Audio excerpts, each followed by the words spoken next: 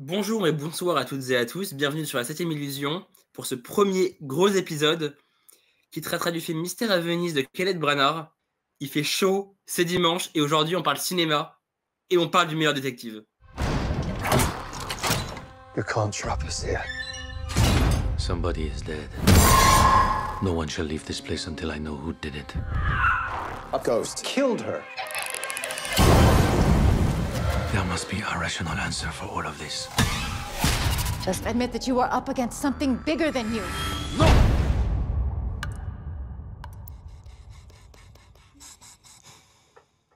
Mais avant tout, petit résumé. Venise, veille de la Toussaint, quelques années après la Seconde Guerre mondiale, c'est là que vit désormais le célèbre détective Hercule Poirot, aujourd'hui retraité, après avoir consacré sa vie à élucider le crime et à avoir été témoin de ce qu'il y a de pire chez l'être humain, il a renoncé à sa vocation d'enquêteur, et s'il fait tout ça, c'est pour éviter d'être confronté à des affaires criminelles, ce sont souvent elles qui le rattrapent. C'est bien résumé, on peut se le dire, c'est le résumé Allociné. Mais en même temps, je pense que c'était plus pratique pour nous de résumer comme ça, et j'espère qu'à vous, chers spectateurs et spectatrices, cela ne vous a point déplu. Avant de demander à Jean-Baptiste, illustre connu, ce qu'il a pensé de ce 3e épisode, JB, qu'as-tu pensé de ces 2 précédents épisodes du Agatha Christie Cinematic Universe de Kenneth Branagh? Ouais, c'est un peu le Agatha Christie Cinematic Universe.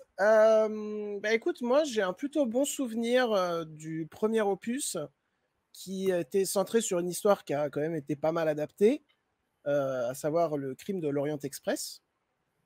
J'ai un assez beau souvenir, j'avais été pas mal séduit par les visuels que je trouvais assez ambitieux. Alors, il y avait des petits problèmes de rythme, et puis surtout, je connaissais l'histoire, parce que c'est une histoire qui a été quand même beaucoup adaptée, comme j'ai dit. Mais je trouvais que ça marchait bien, le casting était bon, et puis voilà, c'était pas un grand film, mais c'était sympathique. Après, j'ai eu un peu plus de mal avec Mort sur le Nil, même si je l'ai trouvé une nouvelle fois assez sympathique. J'ai trouvé mieux rythmé que le crime de l'Orient Express, mais le problème que j'ai avec Mort sur le Nil, c'est que le film visuellement est dégueulasse, quoi. Genre vraiment, visuellement, ça va pas du tout, il y a eu un gros problème. C'est dommage parce que tu sens quand même qu'il y a de l'ambition dans les visuels, mais juste les fonds verts ou même des décors recréés numériquement, ils se voient de fou, et du coup ça m'a posé vraiment problème. Et puis en plus le film, quand il est sorti à l'époque, il y a quand même Armie Hammer qui joue dedans, il me semble. Armie Hammer, oui, qui est un acteur qu'on ne verra plus jamais, je pense, puisque il a des choses au cul assez graves. Et puis il y avait aussi Letitia Wright dedans qui s'était exprimée sur les vaccins juste avant. Donc le film, j'ai l'impression qu'il était maudit, tu vois. Après, c'est marrant, tu parles de Wright, mais t'as oublié qu'il y a Russell Brand dans le film aussi. Russell Brand? Oui, qui a contré et fait des spectacles durant la période Covid. Ah oui, donc vraiment, c'était le casting maudit, c'était le film maudit. Après, je juge pas le film là-dessus, mais juste, voilà, comme j'ai dit, j'ai des gros problèmes avec les visuels, mais en termes d'histoire, ça restait assez sympathique. Et surtout, je ne connaissais pas cette histoire, contrairement au crime de l'Orient Express. Et du coup, maintenant, je te laisse dire ce que tu as pensé des 2 premiers opus. Son crime de l'Orient Express m'a laissé vraiment un goût d'inachevé vraiment en bouche. C'est un film que je trouve vraiment profondément banal, assez académique, assez mal écrit, j'ai envie de dire, mais il y a quelques bons plans séquences dans le film qui me font oublier ça et qui me donnent envie de l'aimer. Et aimer est un bien gros mot, mais et le Mort sur le Nil est pour moi une aberration vraiment en tout point, que ce soit au niveau du jeu des acteurs qui est catastrophique, au niveau de ces décors recréés numériquement et on n'y croit pas du tout. Et malheureusement à cette réa complètement débile et à toutes les idées anachroniques du film qui ne tiennent pas la route. Mais pourquoi pas? Ils ont donné... Non, pourquoi pas? Mais j'ai mis 0 au film. Pourquoi ne pas en parler? Il y a eu une proposition, mais tu l'as pas aimé du tout, quoi. Oui, si on peut appeler ça proposition. Mais lorsque sort l'annonce du 3e, on sent qu'il y a quelque chose qui va changer. Moi, c'est surtout quand j'ai vu la bande-annonce. Je me suis dit, waouh, ça part dans de l'horreur. Waouh. La bande-annonce vient. Wow, on dirait un film Blumhouse. Quand même, ça avait l'air un petit peu plus quali qu'un film Blumhouse parce que, voilà, dans les visuels, tu ressentais quand même un truc un peu plus quali qu'un film Blumhouse, je trouve, personnellement. Après, je vois ce que tu veux dire. Puis vient le film. Et je n'ai jamais vu un être aussi décomposé qu'illustre connu après la projection. D'ailleurs, attends, juste, j'en profite, ça n'a rien à voir, mais pour les spectateurs et les spectatrices qui nous regardent, déjà, merci beaucoup. Je suis désolé pour le côté surex derrière moi, j'essaye de le cacher depuis tout à l'heure, mais ça serait en fait le seul moyen pour avoir un minimum de lumière avec ma webcam pourrie, donc voilà, je m'excuse, mais sinon, revenons sur le film, et donne ton avis peut-être en premier. Vous l'avez sûrement vu sur Twitter, mais je suis plus qu'admiratif de ce que vient de nous lâcher Kenneth Branagh. C'est pour moi une des plus grandes productions Disney récentes. Ok. Alors que je doutais vraiment de la créativité, de ce que pouvait faire la Fox ou Disney. On l'avait vu. Un essai de style qui s'était effondré avec le menu. Ah. Le menu film avec Ralph Fiennes et Anya Taylor-Joy. Ouais, voilà, c'est ça. On avait vu la victoire de James Cameron parce qu'Avatar, ça fait longtemps qu'il y travaille. Oui, il le travaillait même avant le rachat, quoi.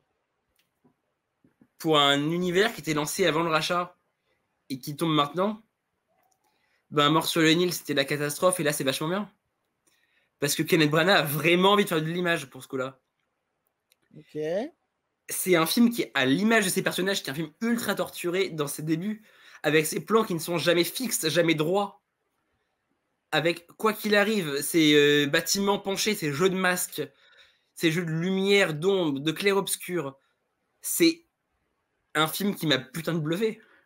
Il y a beaucoup de débulés, quoi. Et puis. Et oui, parce que on va te mettre on va te mettre du Dutch Angle à fond dans un manoir pour le rendre ultra étriqué. Et bon Dieu que ça marche, bon Dieu qu'il y a des moments qui font flipper. Et je m'attendais pas à rire, flipper et lâcher une larme devant le Branagh, quoi. T'as lâché une larme? J'ai lâché une larme à un moment, mais quand on en parlera j'ai lâché une larme, oui, mais en partie spoil. Ok, on en parlera en partie spoil. Et oui, mais ça s'inspire du giallo, ça s'inspire du film d'horreur. Il y a beaucoup trop de références à Hérédité d'Ari Aster. On l'a vu, t'aimes bien Hérédité, on aime tous Hérédité.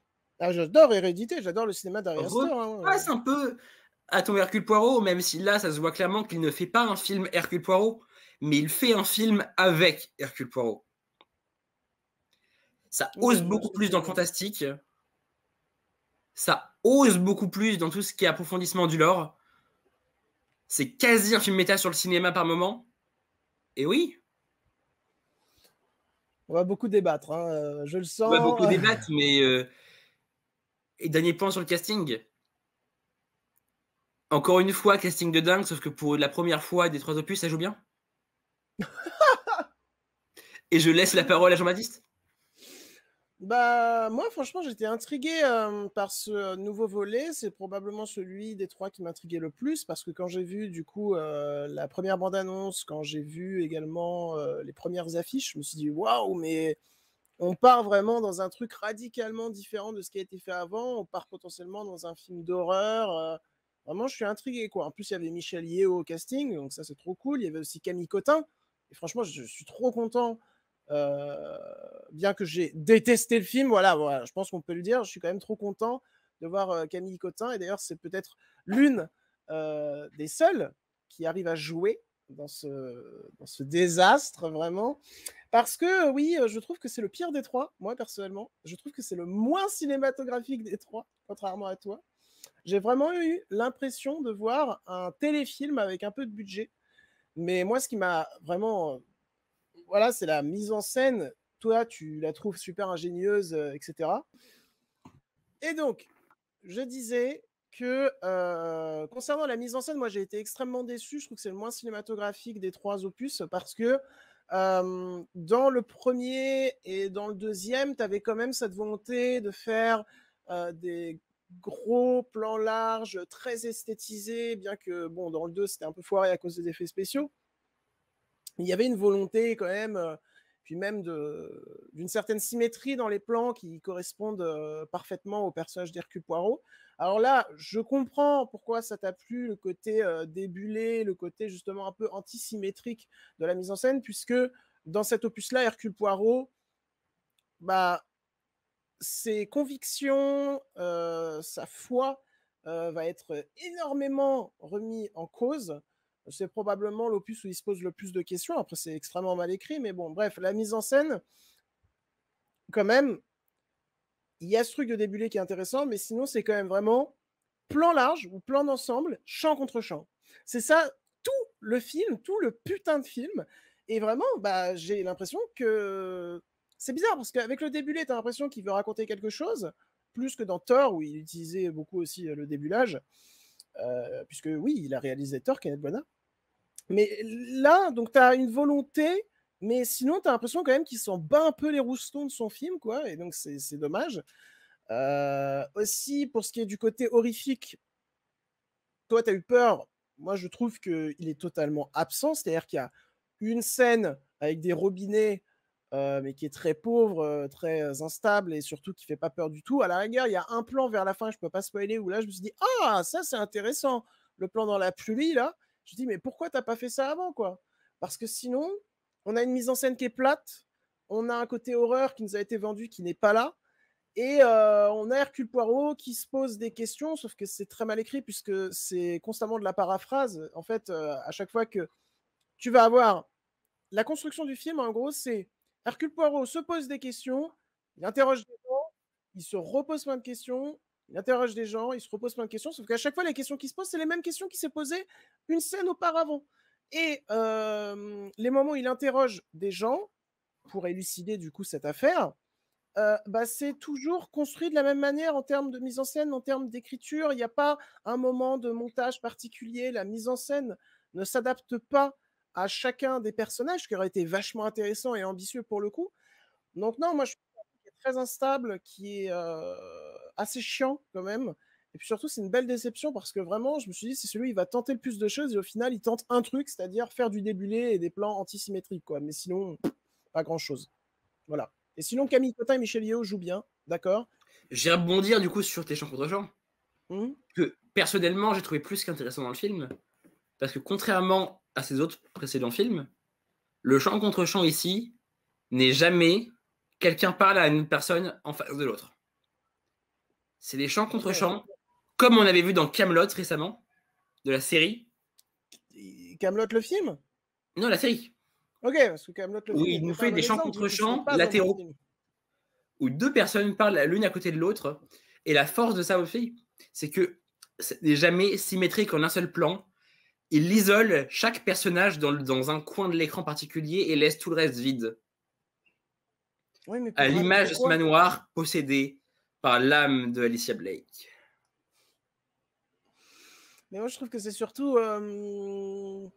Ok, tu fais le même point de vue de réalisation sur chacun des personnages, donc en fait, tu ne les caractérises pas, puisqu'ils ont tous la même, entre guillemets, caractérisation par la mise en scène. Donc c'est pas très intéressant. Et surtout, bon, c'est bien beau de laisser du vide dans ton champ, mais si c'est pour ne rien en faire, et surtout, à la rigueur, fais-nous des plans vraiment larges et tout, le personnage est en tout petit dans l'écran face à ce grand manoir et tout, si tu veux faire flipper, ok. Et là, c'est juste des champs contre champs, basico-basique, coupé là, voilà. Et donc le champ derrière qui est un peu vide, on s'en fout, quoi. Surtout qu'il n'en fait rien. Bah, il en fait rien, oui, mais c'est joli. Non, mais c'est pas...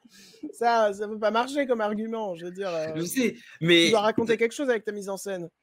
Non, mais pour le coup, je l'ai vraiment pris d'un coup. Enfin, vraiment, ce film-là, j'ai été impacté dès le premier plan, j'étais à fond de sa création qui maintenant a un schéma narratif plus blockbusteresque et qui tend plus vers l'événementiel, où pour moi, les limites du film, c'est que le film est construit comme Avengers Infinity War, quoi. Quoi? Ah, je vois pas du tout où tu veux en venir. C'est qu'on va arriver à ce personnage qui est seul et évidemment, quelqu'un va le rejoindre et on te fait une sorte de climax dès le début où Ariadne et Oliver vient le voir. Puis après, sur chaque rencontre de personnages, chaque flashback, ils sont tous téléportés de nulle part, mais forcément, ils ont tous un rapport avec les uns les autres. Oui, mais ça, c'est la construction de base d'un... Et cette fin qui... J'ai oublié le mot, c'est pas whodunit, mais d'un... Oui, c'est un whodunit. Ouais, voilà, c'est une construction de base. C'est un peu comme ça. C'était la même chose dans Le Crime de l'Orient Express et dans Mort sur une île. J'ai complètement oublié depuis leur sortie, quoi. Ouais, mais... Je vois ce que tu veux dire, mais je ne le comprends pas, quoi. Enfin, dans le sens, je suis totalement... Ça me paraissait très clair quand je le disais, hein. Maintenant, non, mais... non, mais en mode, je suis en total désaccord, parce que je ne vois pas où est-ce que tu vois l'ambition dans ce long métrage.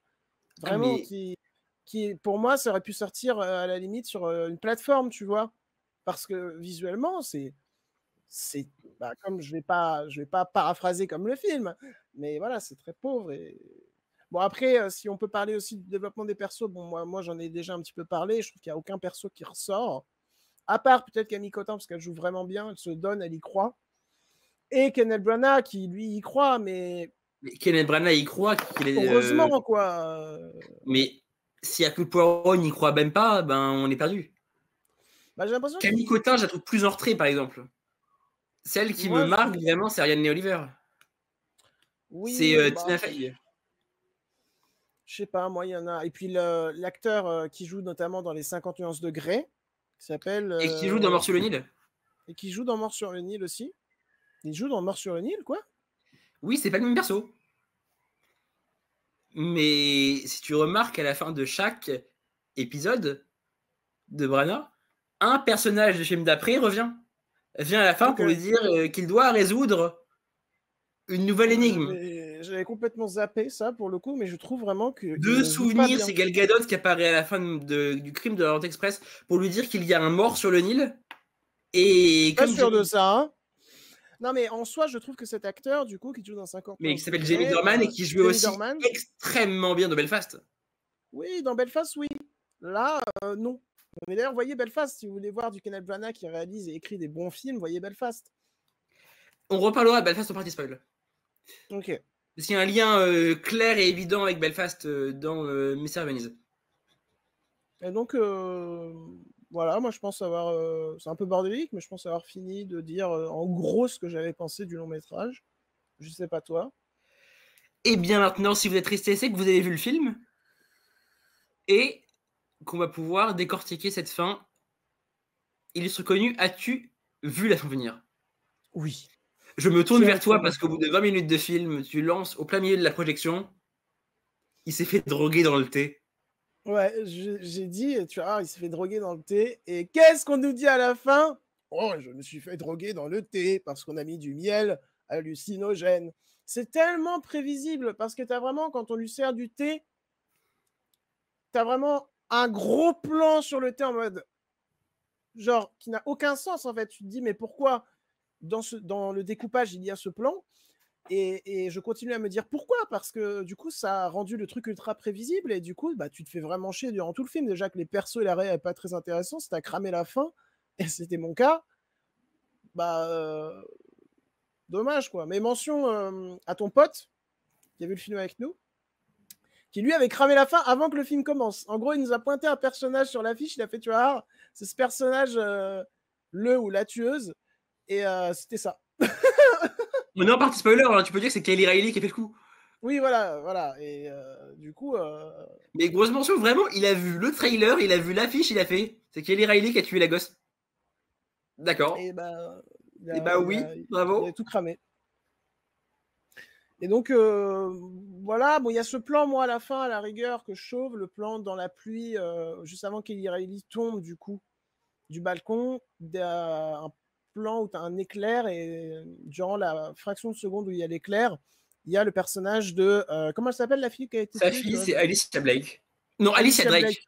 Alicia Drake, voilà, qui apparaît, et il est intéressant ce plan, parce que tu te demandes, c'est après qu'il est cramé qu'il a été empoisonné, enfin drogué. Donc tu te dis, pour le coup, là, c'est peut-être pas une hallucination qu'il a eu à cause de la drogue, peut-être que c'était une vraie apparition. Donc ce plan-là, je sauve, mais moi, j'aurais aimé avoir des plans assez iconiques comme ça plus souvent, parce que la scène là où il y a vraiment, non mais je sais pas si on se rend compte quand même, Kenneth Branagh s'est vraiment dit, bon c'est peut-être dans le bouquin aussi, même si c'est inspiré d'un des bouquins d'Agatha Christie. Inspiré de La Fête au Potiron. Voilà.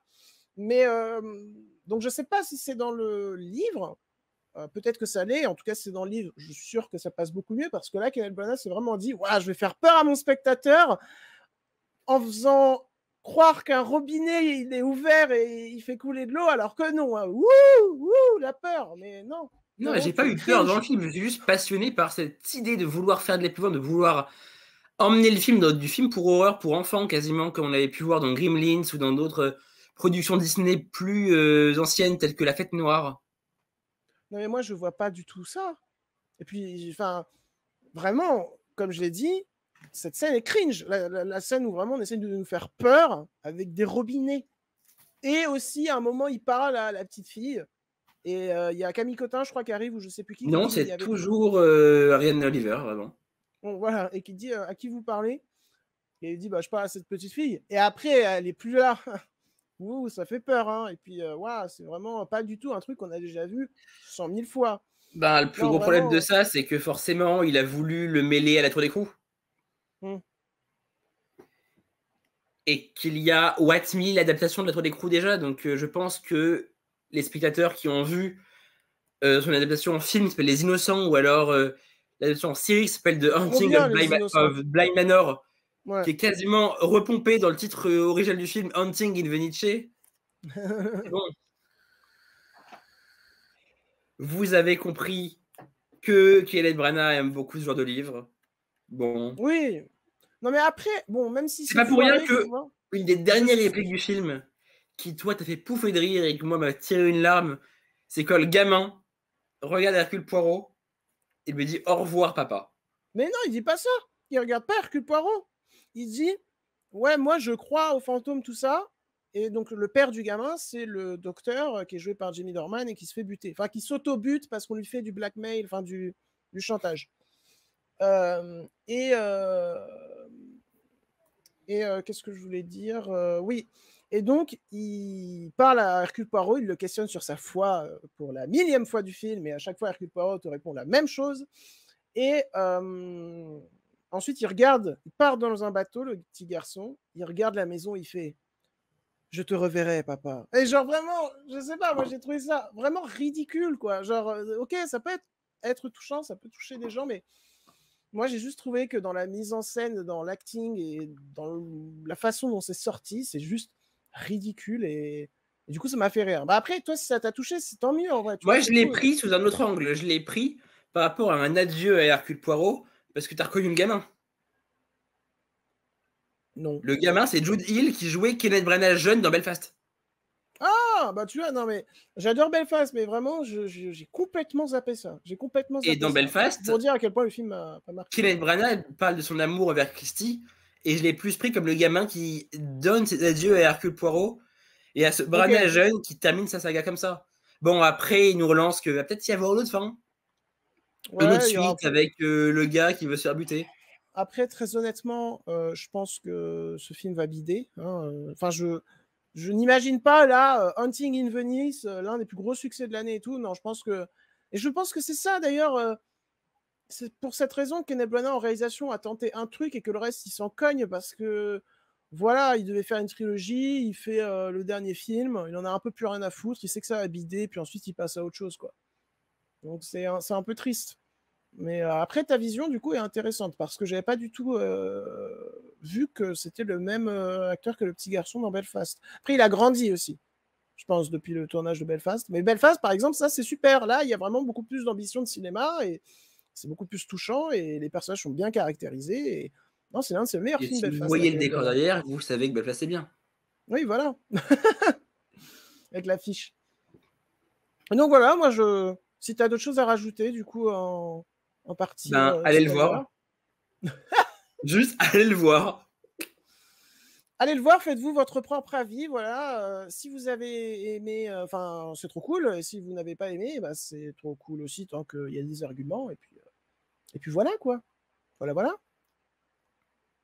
Et voilà. Et merci d'avoir suivi cette vidéo, cette première vidéo de débat J'espère que ça vous aura plu. Et puis, je suis désolé pour le côté surex, quoi. Voilà. Et puis, personnellement, je m'excuse d'essuyer ma sueur et de boire de l'eau parce qu'il fait plus de 40 degrés là dans la pièce où je tourne. Ouais, il fait super chaud. Hein. Même moi, avec un ventilateur, là, j'ai chaud. Et si vous avez vraiment aimé cette vidéo, n'hésitez pas à suivre la Cité des gens partout. Ouais, sur le site, sur le Twitter. On va bientôt avoir un Instagram, à moins qu'on y ait déjà. Non, Instagram, c'est mort, on était ban. Ah. Non, c'est plus possible de créer d'Instagram actuellement. Ah. Mais si vous avez aimé, suivez-nous sur Twitter, sur le site, sur YouTube. Voilà. Et puis, n'hésitez pas à liker et commenter et partager cette vidéo. Et on vous fait de gros C'est bisous. toujours référencement, merci beaucoup. Voilà. Merci à tous et à toutes. Something in this house tried to kill me. Don't look at me like I'm a suspect. We're old friends. Every murderer is somebody's old friend.